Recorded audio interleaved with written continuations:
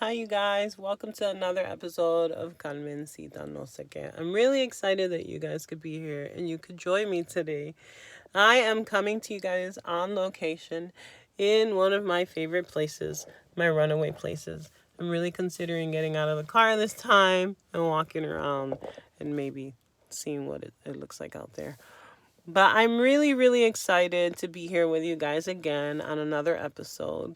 And I'm really ready just to tackle this issue or this topic that we're going to be talking about today. And a lot of you asked me and were wondering, well, Carmen, where do you go from there, right? After putting out an episode like that was really deep and thick and fast, well, where do you go from there? And the truth is, I don't know, and that's why the whole reason why I've come on this journey because I'm not sure where I'm taking this. And so I am just praying to God that He takes control of this whole situation and this whole podcast, and He takes it where He needs to take it, so that whoever needs to hear it hears the message. And the message is, this is the message: there's life after trauma. There is life after drama. There is life after all the pettiness.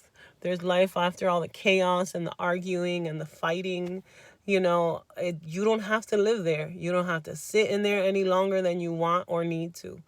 And really, the choice is up to you. And so, if there's one thing that I learned about trauma, is that at the end of the day, the choice is always yours. What you decide to do, how you decide to react or not react.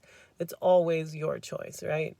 And so, unfortunately, choosing to talk about my trauma and choosing to be open about what I've been through means that a lot of people do not want to engage with me any longer. People in my family, I've been ostracized. They've threw me to the side, like I sometimes even to the wolves. Like if I didn't exist, or like if I don't matter, or like if I'm no longer a part of the family. And all of that's fine. None of that's true, but all of that is okay if they choose to do that. That's entirely their choice, and I understood that going into it. And some of them do burn, right? But at the end of the day, I know the importance of me speaking out. I know the importance of me telling my story and saying, listen, this happened to me. My life was a mess because of it. I didn't understand how it affected my life, even though I thought I dealt with it in the very beginning, even though I thought I dealt with it every time it came up throughout the years. And really, in actuality, I was suppressing it, and I was putting band-aids on it and trying to get through any way that I could, because in reality, I was just trying to simply survive the chaos that was going on around me. And I was trying to provide a better space for my kids. And so I really didn't have a lot of time to think about what was going on or what I processed correctly or incorrectly. All I knew was, Carmen, you gotta get through this. I would confront it in the moment and then let it go. And I thought that was enough, and it truly wasn't. And so now it's showing up in my life in different ways. And this is one of the ways that it's showing up in my life. People don't want to mess with me. They don't want to talk to me. They feel like I'm a firecracker. They feel like I'm going to implode or explode at any moment. And sometimes the reality of it is, sometimes it is true. Sometimes I get angry and I have my blowouts.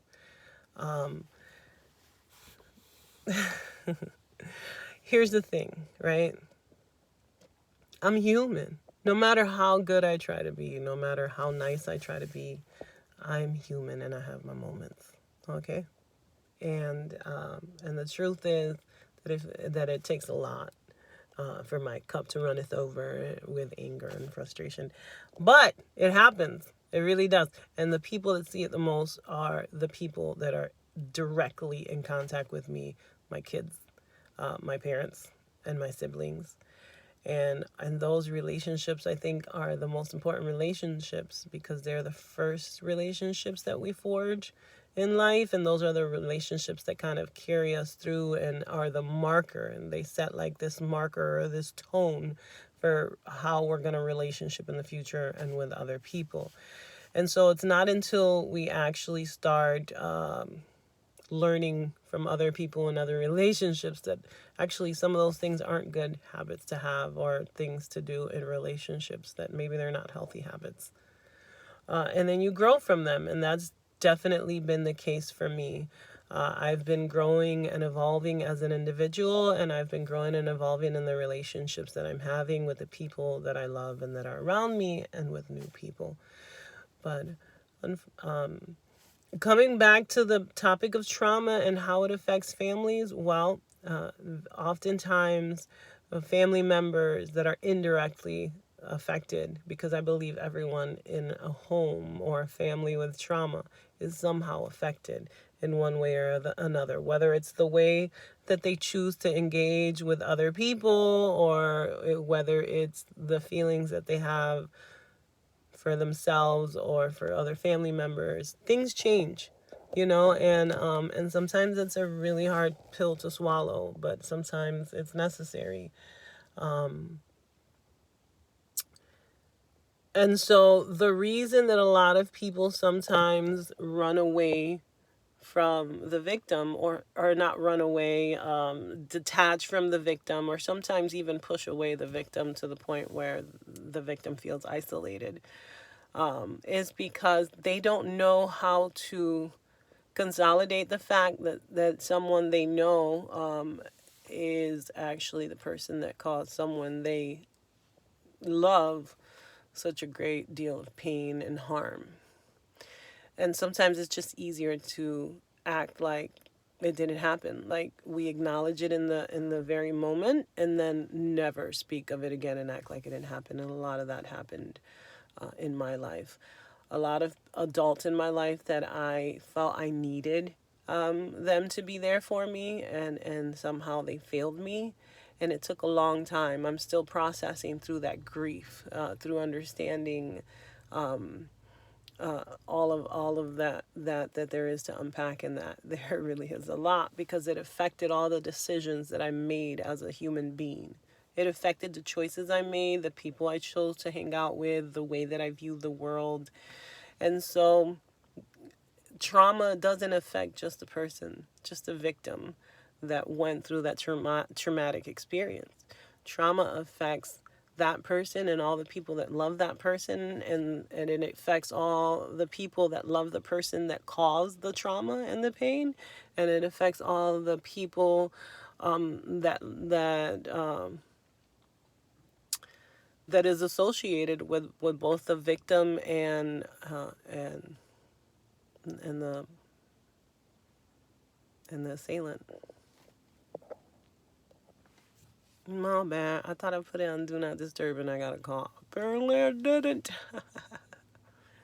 But anywho, trauma is a hell of a drug. And so now you guys know. Carmencita no sé que there's so much to unpack, right? So far we talked about trauma and how sexual trauma affects young people. But what if I told you that it didn't even stop there? For a lot of people, especially women, sexual assault does not stop when they're kids. It goes on to their adult life, and often they have to deal with it most of their entire lives. And although things are getting better out there, and the temperature is getting better out there in terms of how men are treating women and viewing women and respecting women, it's still a lot out there that we have to deal with, and there's still a lot of machismo or machistas out there, and there's still a lot of machismo attitudes. And even we have to look as women even internally at ourselves, right? Because we go ahead and keep pushing this agenda because we feel like it's what we're supposed to do because it's culturally appropriate. And at least for me in my household, it's not. I'm not going to keep holding on to these crosses that I'm being made to bear because of men, or anyone for that matter. I want to free myself. And so this is my attempt to freeing myself, to finding her, and to figuring out what my purpose in this next stage in my life is, and how I'm going to use all these things that are coming up and to the surface, how I'm going to use them to make a positive impact in my life. And I hope this is definitely one of those positive impacts, by sharing my story and talking to you guys freely and honestly, so that you guys can remember that you're not alone. You are not alone. You're not the only one that feels that way. And when you feel like you're crazy and no one understands you, I want you to know that I do. I've been there. I understand. And you know what? You're going to get through it. Because you know what? You got the fighting spirit in you. And so, ladies and gentlemen, I appreciate your time and your energy. And this has been episode number 6 of Carmencita No Sé Qué. I hope you guys enjoyed it. And I hope that you guys continue to pray for me, so that me and my household can get better. And so that I can find like an actual place to actually sit down and have a regular podcast, instead of my car or the garage or the living room. But I'm working on it, and I really appreciate all of your love and support. Thank you guys so much. I'll see you guys next time on Carmencita No Sé Qué. Smooches. That was really loud and it sounded wet.